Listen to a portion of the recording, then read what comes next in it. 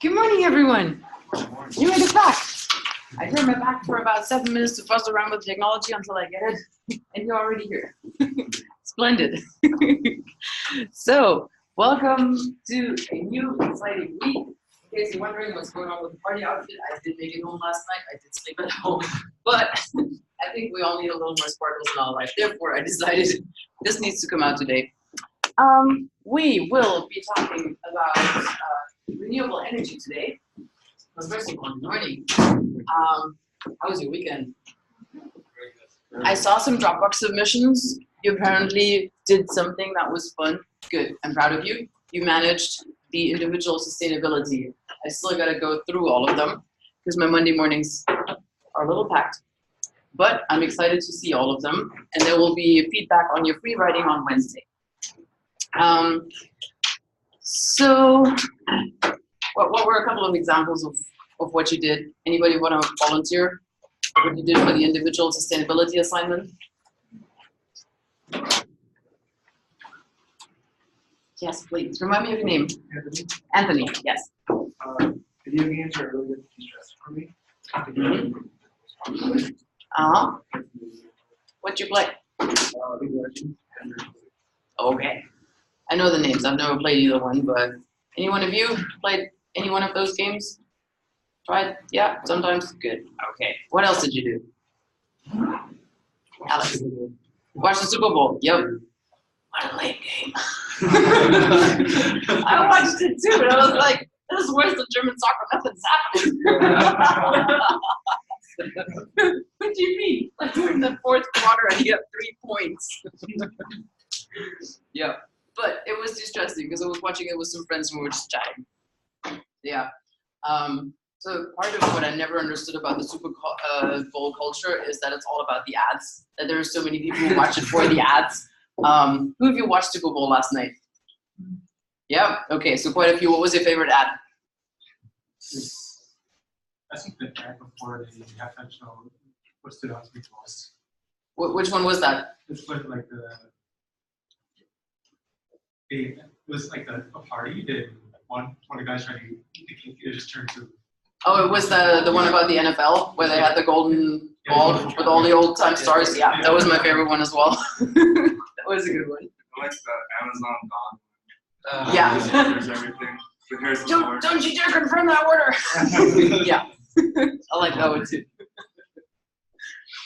Okay, so I saw a really exciting TED Talk last week that I will show to you next week. And I do have one today that I found about renewable energies about a year ago that I thought was really good as well. So that's what I brought the little speaker for, but we'll do that towards the activity time.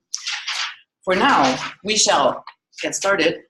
So today we're talking about renewable energies and smart grids. How do we make renewable energy, bless you, how do we distribute it? Because that's what the smart grid does. It distributes renewable energy or any type of energy for that matter, but we would like it to go towards mainly or all of it renewable energy if we can.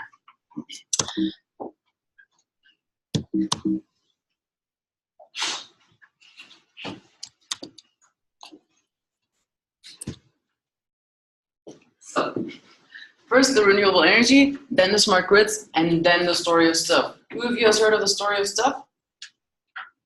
Okay, that's a little bit to do with renewable energy. That's one of the many projects that they take care of, but it's an interesting one.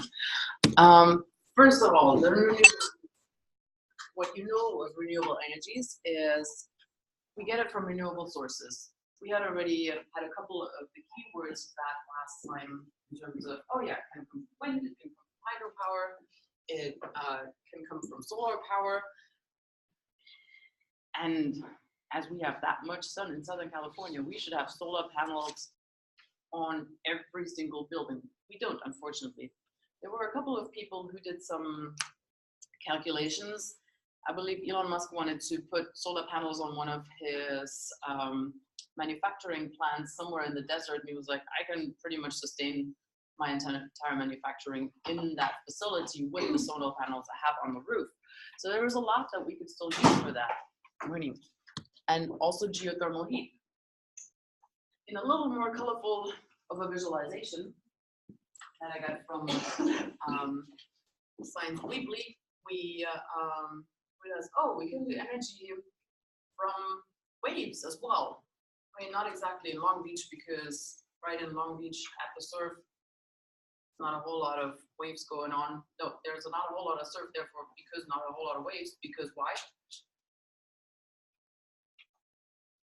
I could ask you why there's no waves in Long Beach, but why is there no surf in Long Beach? Because no waves because? Jetty, yes. Why do we have a jetty? Yes, exactly. So we have it to protect the incoming and outgoing ships from the port. That's why we have a lot of beautiful dirt swimming around there, because we don't have that much of a tide. Now, having that much beautiful dirt swim around is because somebody put it in there, and it's actually a good thing that it's not going out into the ocean. We just need to find a way of not getting it in there in the first place. But yeah, so for that reason, quite in Long Beach, we don't really do wave energy, but we might be able to do that a little bit further south down the coast. Then we have geothermal energy. Is there any geothermal energy somewhere close here?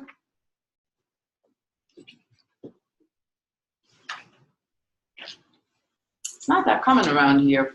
I'm wondering why that is, because we do have a lot of volcanic activity. We have the tectonic plates, so you would think there's stuff going on, but apparently it's not that common of a source around this area. But what we do have a lot of, as soon as we drive out the I-10, is wind energy. So because it's the desert, it's plain, it's flat, the wind can go pretty fast, and therefore it's going to be possible to make use of that energy. When I drove out there the first time, I was pretty impressed by how tall they are. We have a whole fleet of them, and it seems that the new ones are becoming even taller, because that way they can catch more of the wind flow. We also have biomass energy. That's when we burn some of the biomass that we have. Not chopping down trees, but what else can we burn as a biomass? What types of biomass have you heard of that we can potentially burn?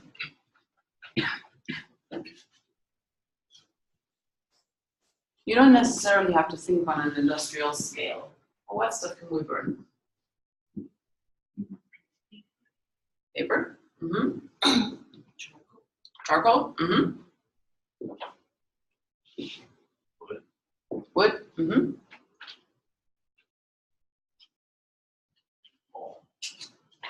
Coal. Coal? Yeah, we have coal. Mm-hmm. Manure? It's a little smelly, but it works pretty well. It's done a lot in some developing countries where they just don't have that much biomass available for heating, and so manure is works pretty well to get a fire started. It doesn't burn forever, but there's a lot of plant fiber in there. Therefore, that works if you dry it. So there's quite a bit of biomass that we can use as a fuel. We also, in part, can use it in cars. We have some biofuel made out of plant oils. Yeah, so much for that part. And currently, we know that we're relying way more on coal, oil, and natural gas for energy than we would ideally want to. We don't ideally want that because they are non-renewable. They come out of the earth, they're gone. We have a finite resource. That's what we talked about last time with the axioms by, what was the name of the gentleman? Heimberg, yes, good. So Richard Heimberg had those 5 axioms where he was explaining, well, if we use up the non-renewable energies and don't find things to replace them with, what was the terms that we used for replacement last time? We had 3 terms that we were concerned with. Substitution, yes. Decoupling, and dematerialization. Very good, Michelle. And when we have renewable energies instead, then we know they'll be constantly replenished. We're not going to run out of them.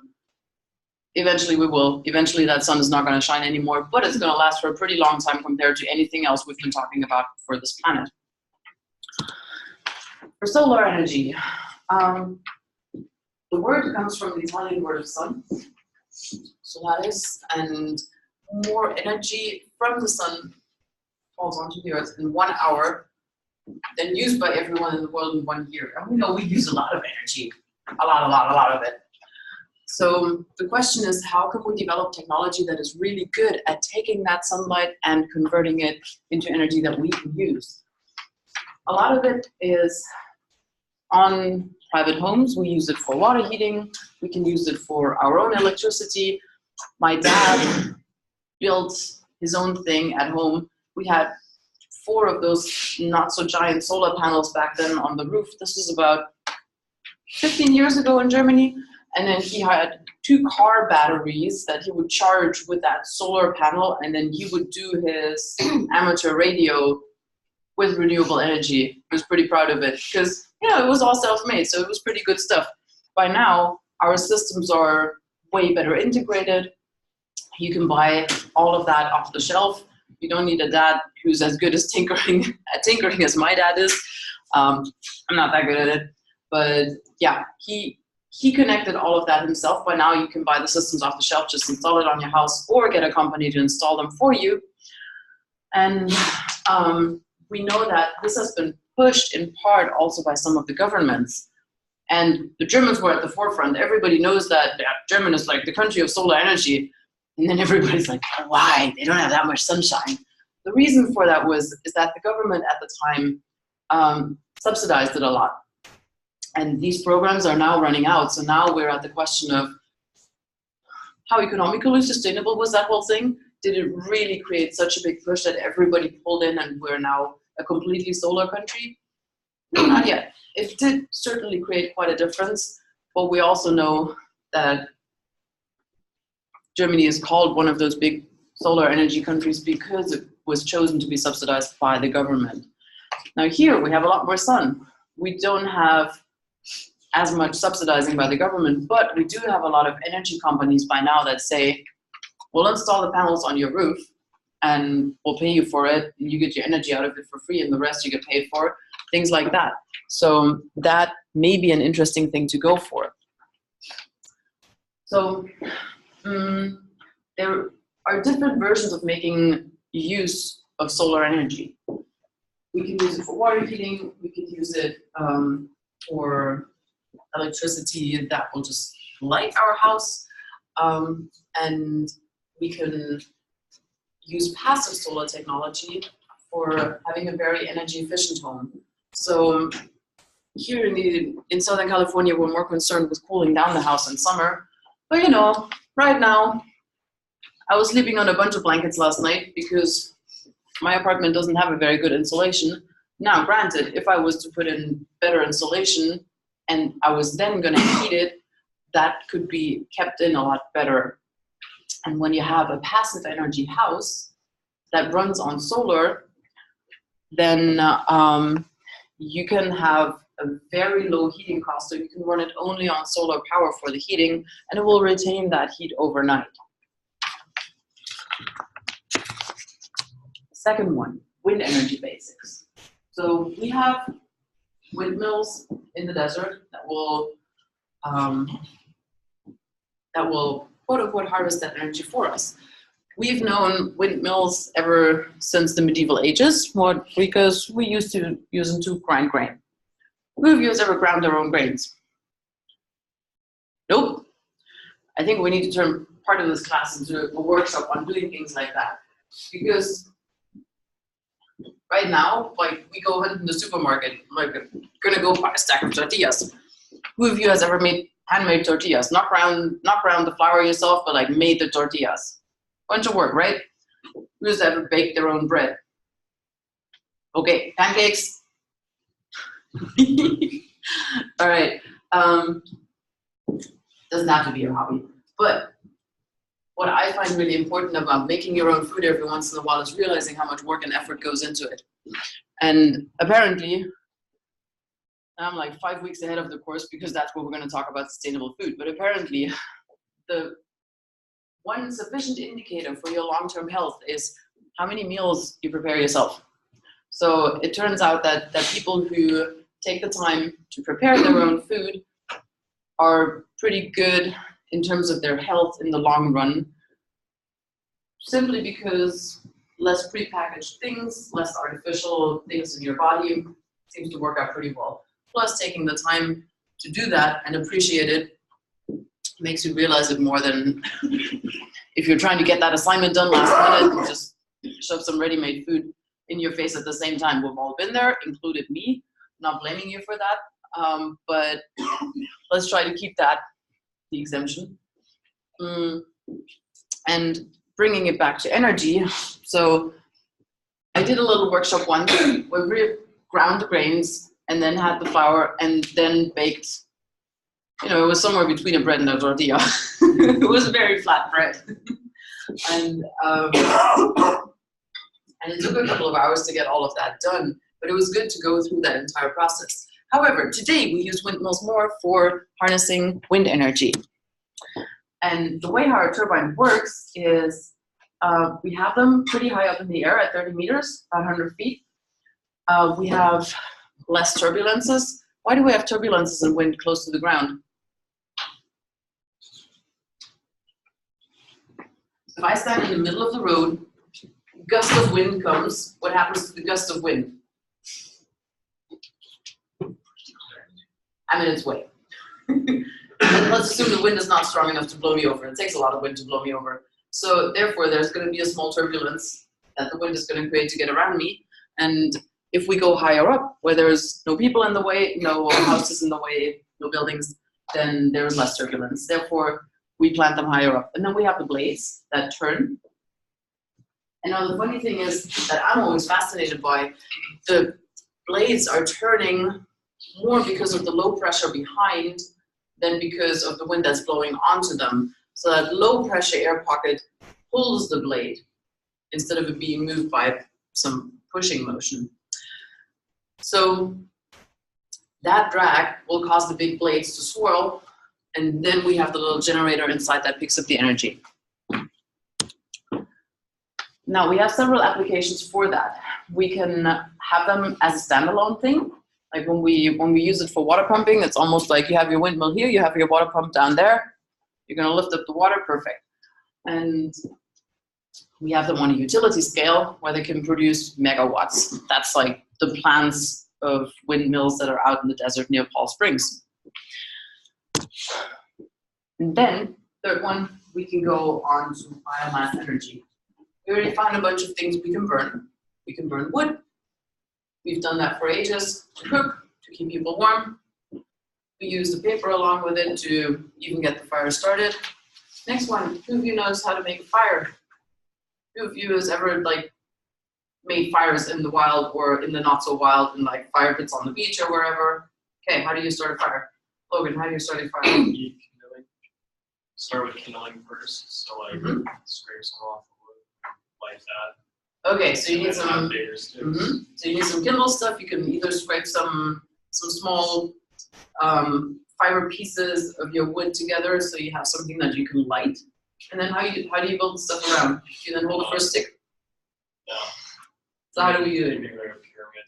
Yeah, exactly. So we create a pyramid, and if you've never built your own fire, go do it. It's fun. So I think it's an important skill to have, just to understand how all of this energy stuff works. You can also start with a little bit of scrap paper if you don't want to work with a knife to get the little wood pieces off. Get that in the middle, and then you build your smaller pieces of wood around it, and then you have your bigger logs. And that pyramid is going to do two things for you. First, the heat of that little stuff that you kindled here is going to be the hottest right above it. That's why you want the pyramid built with the next larger sticks right above. So that's how it's going to catch fire. And in addition, the wind that you pull in is going to cause a drag. It's going to have a chimney effect that also is going to help it burn. Very important knowledge acquired from my grandfather when I was about 8 years old. So, and right now we're still allowed to do that at the beach every once in a while. Shouldn't do it all the time because, you know, again, creates fumes and creates some emissions, but it's a good learning experience. And it's also nice to know that we don't have to rely on it for staying warm every night. We have food crops that we can use for that. So for example, when you think of wheat, think of the plant. You have the grains up there on that little wrist, and then the rest of it, straw. What you're gonna do with it? You can use it for making a mattress. If you're just doing homesteading and need to reuse everything that's happening there.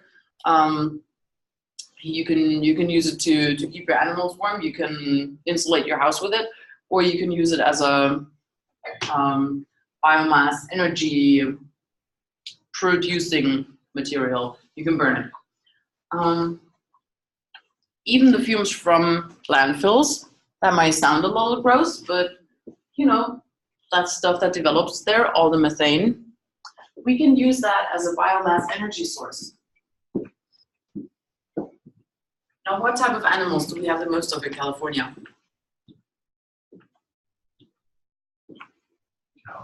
Cows, yeah. They create a lot of methane as well. So I'm not so sure if we're ever going to manage to harvest that, but that's a big emission producer. That's one of the things why it's not great that we eat that much meat, apart from the ethical question of whether we should kill another human being. Sorry, definitely not. Whether we should kill another alive being to eat it. Those are two different questions, but they definitely produce quite a lot of emissions. And question is, can we change that? Next one, geothermal energy. Like we said, we don't have a whole lot of that around here. Did you know if Norway does have a lot of geothermal energy or not so much? Not so much? Okay. So I know we have a little bit of it in Germany. And I'm really wondering where else, I gotta look that up, where else geothermal energy is very prevalent. I know a bunch of countries that have a lot of volcanoes. We have a lot of those volcanoes who remain, keep an activity on a certain level, and then every once in a while, you'll have a big explosion from a volcano that then will keep flights on the ground for weeks on end, like the Iceland volcano did a couple of years ago. But a lot of it is also deep under the sea. So part of the energy plants that harvest geothermal energy, they might just be under seas. Next one, hydrogen, very clean burning fuel. If we manage to develop the perfect hydrogen fueled car, that would be super cool.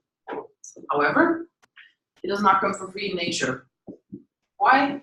It's a gas, it's just gonna fly off. So therefore, we need to produce it from a different source of energy. It's not the most efficient way to have it in a large storage, but it's good to take it with you in small amounts and burn it on the way. That's why we've been using it for transport energy. We can make it from fossil fuels or biomass.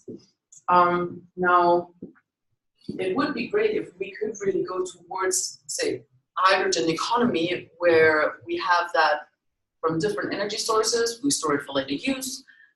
We pipe it wherever it's needed, and then it is clean at the time when we burn that stuff. The question is, can we get it clean out of something? Like we want to burn biomass, yes. We don't want to burn fossil fuels for it anymore because we know we don't have that much of them left.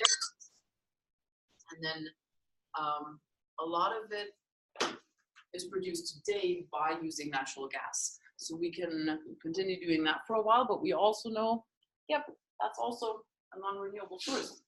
So that means still emissions from that. We do have a high energy in hydrogen for its weight and low for its volume. So that means because it's a gas, we have a car, we know we don't want it to carry a whole lot of weight along with it. If you happen to know a lot about racing, then you know that they will just put enough gas into the car to make them last the race. They don't want to overfill the tank because it's going to weigh them down. Therefore, yes, less weight is great. And on the other hand, we don't want the tanks to be super bulky because we'll have to carry them around, and that's a lot of, well, then you're creating a lot of wind turbulence, so it's not going to be aerodynamic.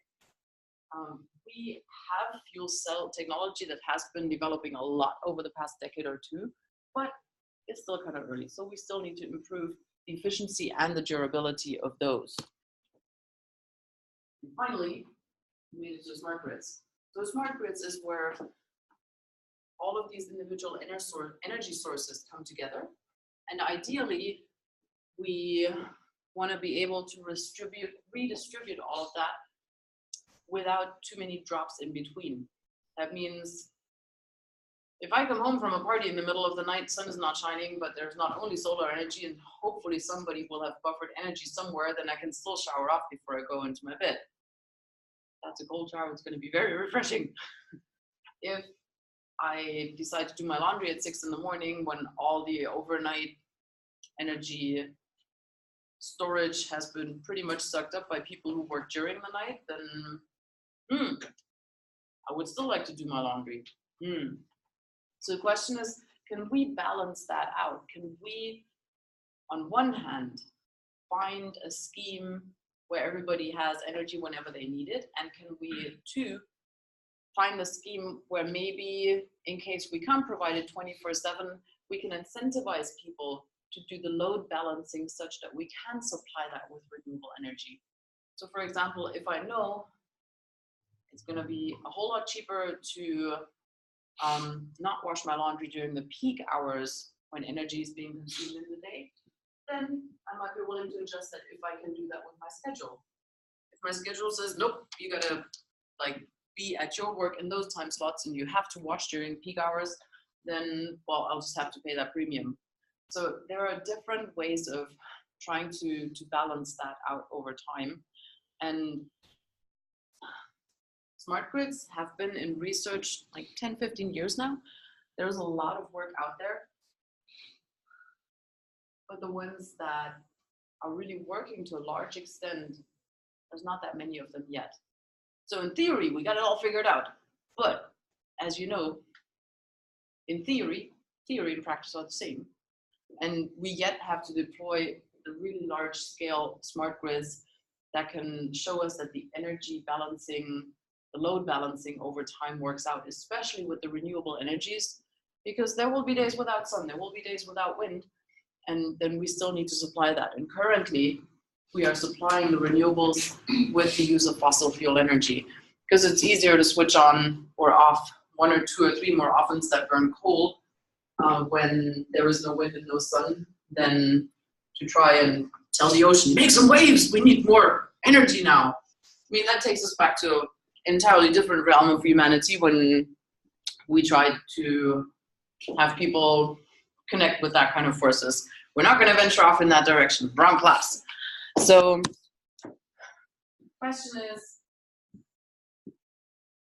are we going to manage to find a scalable solution for smart grids that will bring together those different renewable sources to a degree where we can satisfy all energy needs, and maybe at the same time find some solutions that will help us lower our energy needs? I found a really cool book by a gentleman whose name is Peter Kalmus, and I'm gonna read it this or next week, and then when we talk about climate change, I'll give you the scope on it. So his name is Peter Kalmus, and he talks about how all of us can do make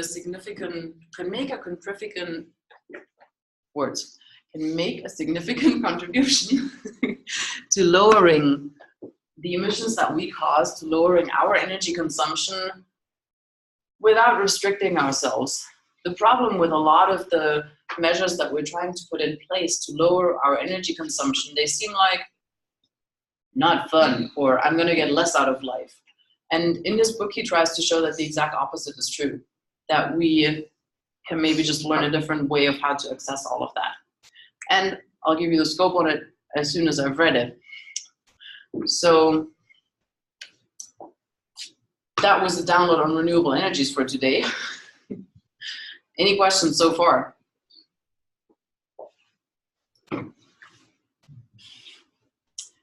What was something new? Something that you had not heard of before today?